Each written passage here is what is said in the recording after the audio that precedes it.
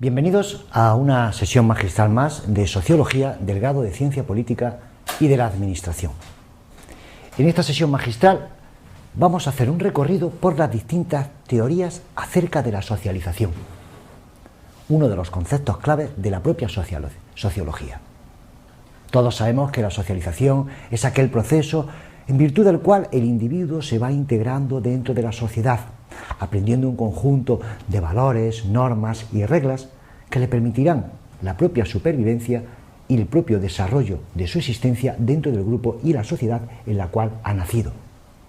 Pues bien, la socialización se ha estudiado desde diversas perspectivas.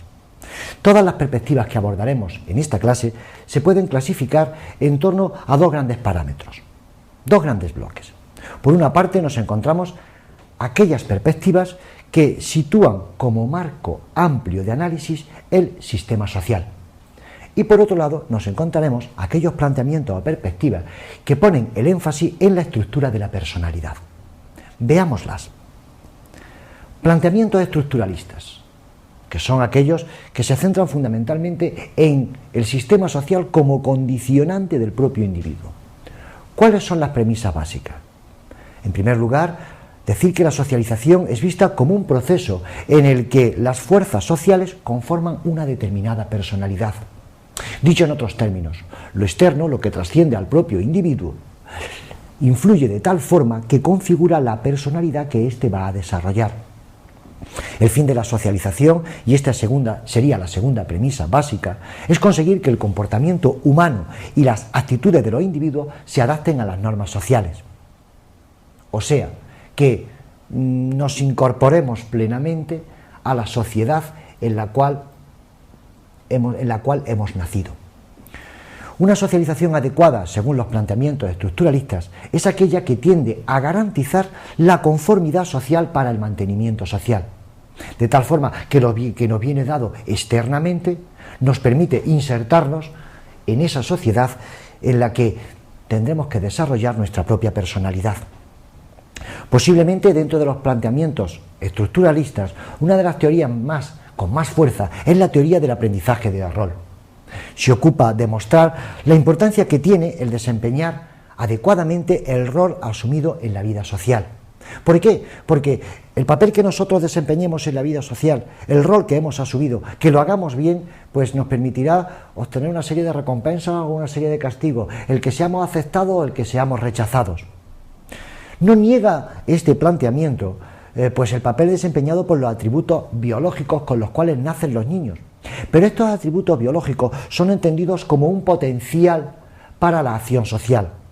Dicho en otros términos, serían la materia prima sobre la cual descansa la influencia de la sociedad, que es la que jugará un papel decisivo.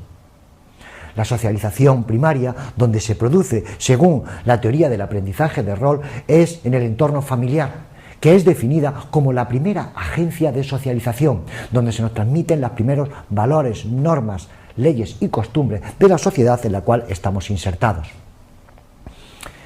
Presentadas las premisas básicas de los planteamientos estructuralistas, pasamos a continuación a ver cuáles son las deficiencias de estos planteamientos. 1.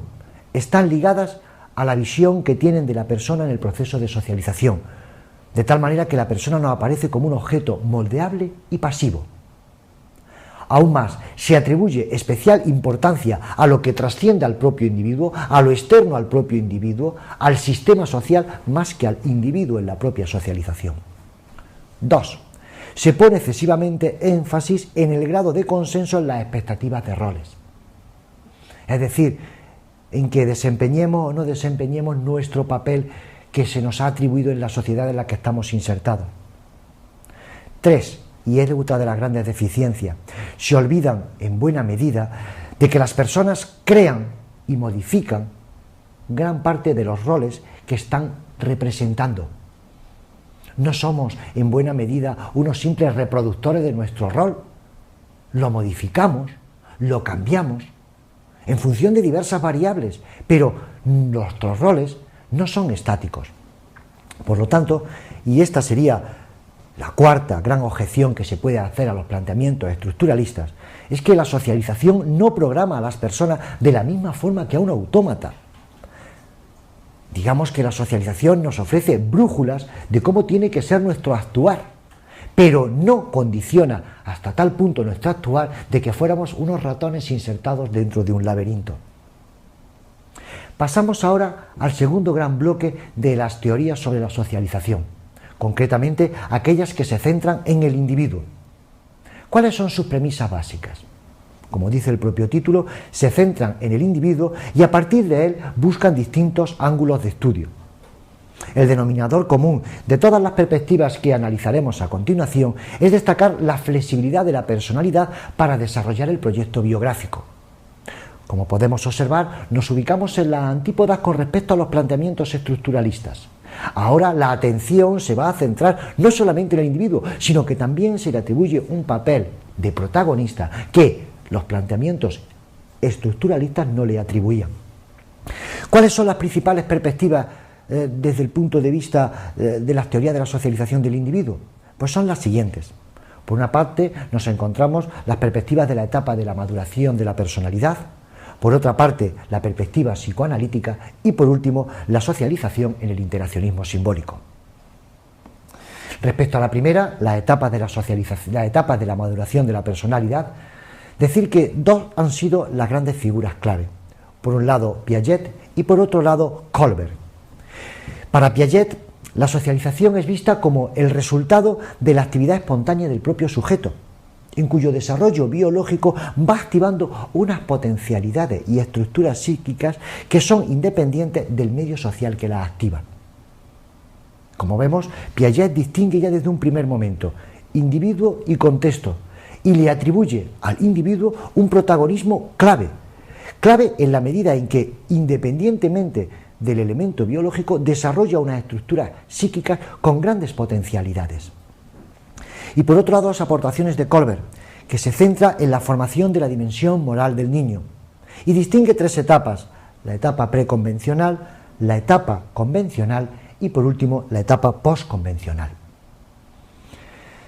El segundo gran planteamiento de las perspectivas de la socialización centradas en el individuo lo constituyen las aportaciones realizadas por Freud.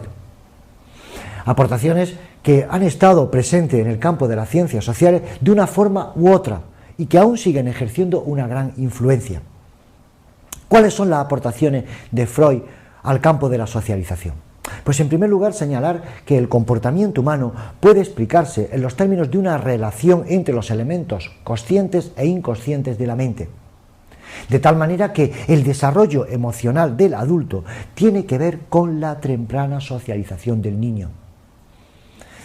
Nuestras emociones de adulto, nuestros sentimientos, nuestras pasiones están ligadas y son, en buena medida, resultado de cómo ha sido nuestro proceso de socialización. Un proceso de socialización que ejerce una influencia a lo largo de toda la vida. Por ejemplo, nuestra reacción ante el miedo, para Freud, estaría íntimamente ligada a cómo afrontamos ese acontecimiento en las etapas más tempranas. Si hubo algún acontecimiento, por ejemplo, que nos influyó de forma decisiva hasta el punto de que cuando tenemos la sensación de miedo, la asociamos a ese primer impacto que tuvimos en nuestras edades más tempranas. El aprendizaje de la socialización tiene como objetivo fundamental controlar los impulsos y las tendencias naturales, produciéndose la interferencia entre dos grandes tendencias. Por un lado, la aspiración y la felicidad, y por otro lado, la fusión con los demás en una comunidad. Son estas dos grandes tendencias las que están presentes dentro de todo nuestro actuar. Por lo tanto, si tuviéramos que hacer un pequeño resumen de cuáles han sido las aportaciones de Freud, yo me quedaría con lo siguiente, y es cómo nuestras reacciones, emociones, sentimientos, pasiones de edad adulta están íntimamente ligadas a cómo fue nuestro proceso de socialización en nuestra edad más temprana. Y por último, las aportaciones procedentes del interaccionismo simbólico, una de las grandes corrientes de la sociología desarrollada en Estados Unidos a partir del primer tercio del siglo XX. Concretamente, dentro del interaccionismo simbólico le vamos a prestar más atención a las aportaciones de Mead. Supuestos básicos de la socialización según Mead: la persistencia de una sociedad como conjunto de significados y valores donde surgen los procesos interactivos. Dicho en otros términos, no nacemos en el vacío. nosotros venimos a una sociedad donde tiene unos significados, donde existen unos valores que condicionan nuestras propias acciones y que dan significado a nuestras propias acciones. La capacidad humana de pensamiento a partir del desarrollo de la mente. Y por último, otro supuesto básico, la imagen pública del socializado, por la que el individuo asume una determinada posición social mediada por su propio pensamiento. Si estos son los supuestos básicos de la socialización, ahora nos encontramos con otra serie de elementos clave.